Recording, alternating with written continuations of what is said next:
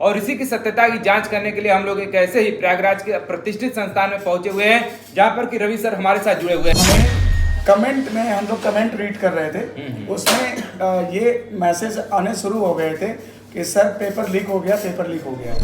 बस में सबको पूछ के दे रहे थे सब कि तुमको चाहिए तो ले लो, ये कर लो, इस तरह की बात।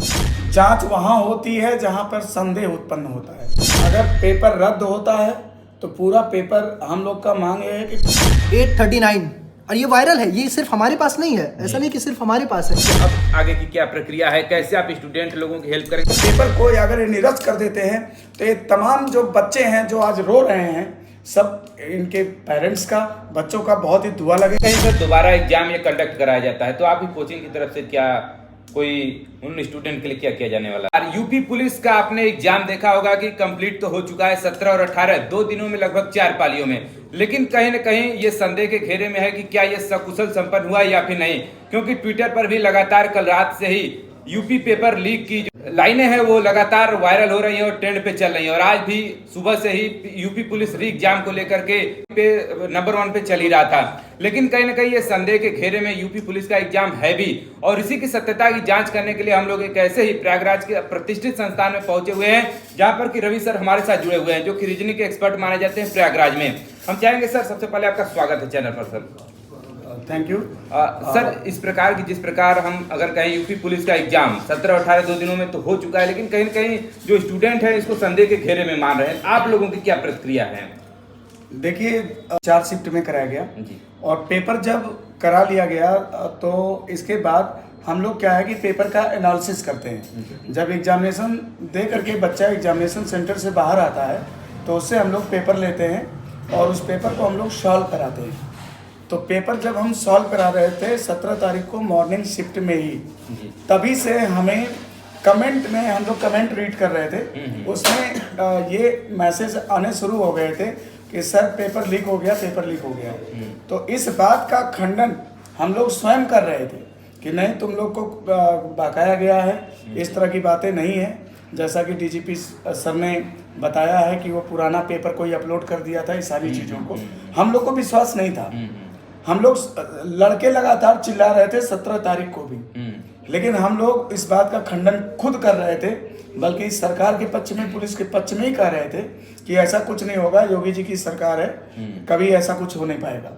लेकिन 18 तारीख को पुनः ये फिर से हम लोग पेपर सॉल्व कराए, मॉर्निंग की शिफ्ट में भी ये चला, तब तक बात हम लोग खंडन करते रहे। इवनिंग की शिफ्ट में 3 टीचर हमारे जो है 3 सब्जेक्ट करा चुके थे, मेरा सब्जेक्ट रह गया था, मैं सबसे लास्ट में कराने जाने वाला था। उसी दौरान कुछ हमारे टीचर्स के पास कई जगह से बच्चों ने व्हाट्सएप भेज दिया, ठीक है, कि सर ये पेपर तो हम लोग को दोपहर में ही मिल गया था, इस तरह का है ये आंसर। तो ये मार्केट में हम बस में जा रहे थे तो वहाँ पे बस में सबको पूछ के दे रहे थे सब कि तुमको चाहिए तो ले लो, ये कर लो, इस तरह की बातें। तो देखिए संदेह तो नहीं है, जांच वहाँ होती है जहाँ पर संदेह उत्पन्न होता है जी। और मुझे नहीं लगता कि इसमें संदेह है। जब हम लोग जब पेपर सॉल्व कराते हैं तो उस समय कम से कम 400-500 लड़का लाइव देख रहा होता है जी। और उस दिन 5 लड़का भी लाइव नहीं था। हम लोग पेपर 0 लड़के पे सॉल्व कराए गए हैं पेपर, क्योंकि लड़का को पहले से पेपर पता, आंसर पता हो गया तो उसका आंसर ये है, तो क्यों देखेगा आंसर क्या है। क्यूरियसनेस तो तब होती है ना जबकि उसके आंसर को जानने की ललक उसके अंदर कि इसका आंसर हमने सही किया कि गलत किया। देखिए 6 महीने से बच्चे जी तोड़ मेहनत कर रहे थे, ठीक है। और इसमें कोचिंग वालों का जहाँ तक मैं बात बता दूं कि कोई भी कोचिंग वाला ये नहीं चाहेगा कि पेपर कभी आउट हो जी। क्योंकि पेपर अगर आउट होगा तो वो अपना सिलेक्शन कैसे दिखा सकता है और कैसे दावा करेगा कि देखो इस बच्चे को हमने पढ़ाया था, मेरे इंस्टीट्यूट का बच्चा सिलेक्ट हुआ है। और जिनको हम पढ़ा दिए हैं और दोबारा संस्था चलाने के लिए हम लोग स्ववित्तपोषी हैं, हम लोग को कहीं से कोई आर्थिक सहायता नहीं मिलती है। इससे 10-5 परिवार का खर्चा चल जाता है। लोग जुड़ के अपना कहीं न कहीं रोजगार के अवसर नहीं है तो कम से कम 2-4-10 लोग को हम लोग रोजगार भी दिए हैं। बेरोजगारी पर भी इसका हमारा कहीं न कहीं देखा जाए तो कोचिंग संस्थाओं का भी योगदान है सरकार के फेवर में। पेपर लीक होने के बाद सर किसको ज्यादा नुकसान समझ में आता है? उस पढ़े हुए बच्चे को? ऑब्वियस सी बात है, अगर जो मेहनत करता है बच्चा जी और जो बिना मेहनत का है, तो नुकसान तो उस बच्चे का है ना, जो कि पढ़ाई किया है, जी जो पेपर पैसे दे के पेपर खरीद लिया। तो हर चीज के दो पहलू होते हैं। अगर ये परीक्षा को निरस्त कर दिया जाता है तो ये फेवर में होगा, पढ़ने वाले मेहनत करने वालों की सच्चाई की जीत होगी। तो आप क्या मांग कर रहे हैं सर? हम तो यही मांग कर रहे हैं, हम तो लगातार मांग कर रहे हैं कि इस परीक्षा की ये निश्चित रूप से, और जब ये आम जनमानस तक ये बात फैल चुकी है कि पेपर आउट हुआ है, तो फिर निश्चित रूप से जो साल भर गैंग पकड़े गए हैं तो वही लोग तो आउट कराए हैं जी। तो उनके साथियों से क्या पुष्टि नहीं हो रही है कि पेपर आउट हुआ है? उसमें से भी 17 की शाम और 18 की शाम का लोग कह रहे हैं कि पेपर लीक हुआ है। अगर कहीं रद्द होता है, केवल वही 2 पेपर रद्द होता है, तो फिर बाकी मार्निंग वालों का क्या होगा? कहीं न कहीं उनके साथ जो ऐसी परिस्थिति है कि उनको ज्यादा समय मिल जाएगा दोबारा फिर एग्जाम देने का। नहीं, अगर पेपर रद्द होता है तो पूरा पेपर, हम लोग का मांग ये है कि पूरे पेपर प्रक्रिया पूरे चारों शिफ्ट रद्द करके फिर से सरकार, अब मुझे ये समझ में नहीं आता कि गवर्नमेंट कॉलेज को सेंटर क्यों नहीं बनाया गया, जबकि वहाँ पर पारदर्शिता ज़्यादा हो सकती थी। गवर्नमेंट का हमेशा हर एग्जाम में सेंटर गवर्नमेंट कॉलेज को बनाया जाता है और शहर के नज़दीक रहते हैं, शहर के आसपास रहते हैं, तो वहाँ पर प्रशासन की पकड़ भी ज़्यादा हो सकती थी। इतने दूर दराज ग्रामीण इलाकों में सेंटर भेजने का भी कोई औचित्य समझ में नहीं आया। और ऐसा लगता है कि अगर 4 शिफ्ट कम पड़ रहे हैं तो 4 शिफ्ट में भी नॉर्मलाइजेशन की प्रक्रिया इनको लागू करना ही पड़ेगा। और अगर ऐसा लग रहा है कि 4 शिफ्ट अगर कम पड़ रहे हैं तो 8 शिफ्ट कर दीजिए, बच्चों को शिफ्ट वाइज बांट दीजिए, लेकिन उस पर पर्याप्त फोर्स लगाकर नियंत्रण करके जो शुचिता और पारदर्शिता पूर्ण पुनः परीक्षा कराई जानी चाहिए। अगर कहीं संदेह उठ रहा है, देखिए बात जितने बच्चे हैं मेजॉरिटी ऐसे बच्चों की है जो कि मेहनत किए हैं। जिन पेपर का अगर आउट हुआ है तो उन बच्चों का नुकसान होगा, ठीक है। और सबको पता है कि कांस्टेबल की तैयारी करने वाला किस फैमिली से बिलोंग करता है, वो गरीब बच्चे हैं, ठीक है। अगर इतना पैसा रहेगा तो कांस्टेबल बनना पसंद नहीं करेगा, वो भी अपने बच्चे को जो है IIT मेडिकल महंगी कॉलेजों में महंगे फीस देकर, डोनेशन देकर, जैसे भी, या नीट क्वालिफाई कर जैसे भी वो IIT क्वालिफाई करके बच्चे को वहाँ पढ़ाना चाहेगा। तो ये मध्यम नहीं कर सकते हैं इसको, मतलब कि आप इनको जो है बहुत ही गरीब वर्ग के परिवार के निम्न श्रेणी में कर सकते हैं। ऐसे परिवार के बच्चे होते हैं जो किसी तरह से दूर दराज यहाँ प्रयागराज के क्षेत्रों में किराए लेकर के जीवन यापन करके पढ़ाई लिखाई करके, और वो भी क्योंकि यहाँ पर फी के नाम पे कुछ भी नहीं है, मतलब बहुत ही कम खर्चे में वो लोग अपना सर्वाइवल है, इसलिए यहाँ पर आकर के कर लेते हैं। जी। तो ये आपने सुना कि सर के माध्यम से ये क्लेरिफाई कर दिया गया कि पेपर की संभावना ही नहीं, पेपर लीक की अब पूर्णता सत्यता है कि जो पेपर है वो लीक हो चुका है। थोड़ा सा हम चाहेंगे सर कि इसके बारे में थोड़ा जो प्रूफ है हम चाहेंगे वो हमारे दर्शकों को आप दिखाएं कि आखिरकार कैसे आप लोग कह रहे हैं कि मतलब पेपर लीक हुआ है। देखिए, इन सब बातों में हम लोग खुद बिलीव नहीं करते, इसलिए हम लोग लगातार इस बात का खंडन करते रहे। और लास्ट को हम लोग के टीचरों के पास अब अननोन नंबर से स्टूडेंट्स तमाम जो हैं वो व्हाट्सएप भी करे कि सर ये आंसर हम लोग को पहले ही ऐसे हो गया, वो हो गया।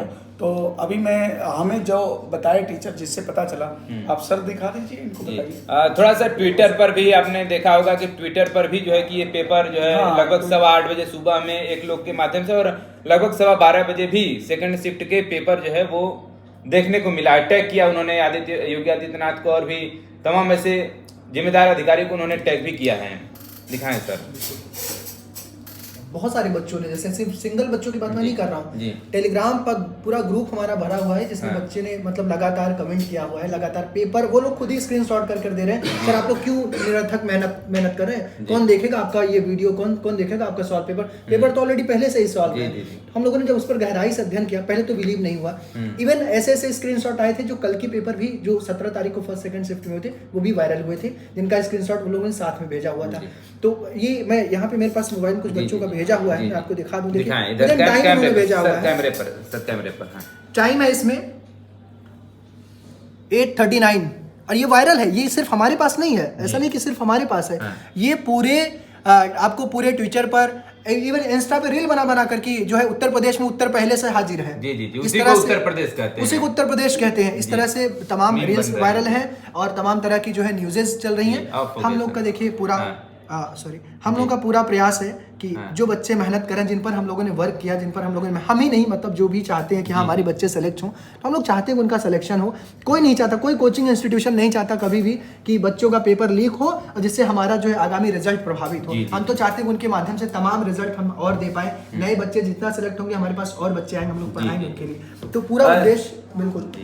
चलिए, आपने देखा कि लगभग 5 सालों बाद ये वैकेंसी आती है, लेकिन कहीं ना कहीं इस पेपर को लिख के भेंट चढ़ जाती है। और हम अब चाहेंगे सर कि आपकी तरफ से अब आगे की क्या प्रक्रिया है, कैसे आप स्टूडेंट लोगों की हेल्प करेंगे, क्योंकि इन लोगों की जो आस है कोचिंग से ही होती है। सबसे बड़ी बात है कि उनके माँ बाप, हम लोग न केवल हम जो प्रयागराज के जो शिक्षक हैं, हम लोग न केवल एक प्रोफेशनल हैं, बल्कि उनसे हम लोग जो है इमोशनली अटैच रहते हैं। और अपने पेरेंट्स के बाद वो बच्चे हम लोग का रिस्पेक्ट करते हैं। आज से नहीं, हम लोग 20 साल से टीचिंग कर रहे हैं, कम से कम 1.5-2 लाख बच्चे, 2 लाख बच्चों के एवं हम लोगों ने पढ़ाया होगा।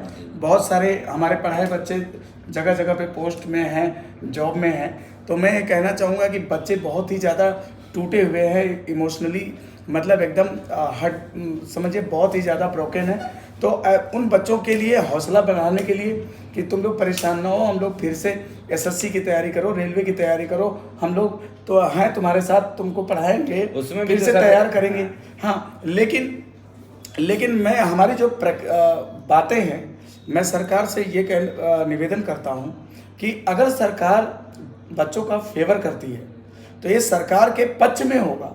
अगर ये सरकार परीक्षा को निरस्त कर देती है और बाद में भी कराने का प्रॉमिस कर देती है, शुचितापूर्ण और पारदर्शितापूर्ण हो जाएगा बाद में, तो हाँ, मतलब देखिए, हम कहीं ना कहीं हम लोग जो है योगी आदित्यनाथ जी के कार्यों से इतना प्रभावित रहते हैं कि हम लोग बच्चों को भी मोटिवेट करते हैं कि नहीं, देखो इनके पहले मैं बता दूं कि प्रयागराज में कोचिंग चलाना ही असंभव था, ठीक है। और मैं खुद एक ऐसा शिक्षक हूँ, हम लोग पढ़ाएं कि झगड़ा करें, ऐसा होता था। मेरे ऊपर खुद एक बार बम, यहाँ पे बम वम सब कुछ चलाया गया था, सारी चीज़ें हुई थी। और मैं आपको बताऊं कि कम से कम महाराज जी के आने से ये जो अपराधीकरण है, जो कोचिंगों का अपराधीकरण हो रहा था, जो गुंडागर्दी चल रही थी, जो प्रेशराइज किए जाते थे शिक्षक, ये सारी चीज़ों को उन्होंने ख़त्म कर दिया।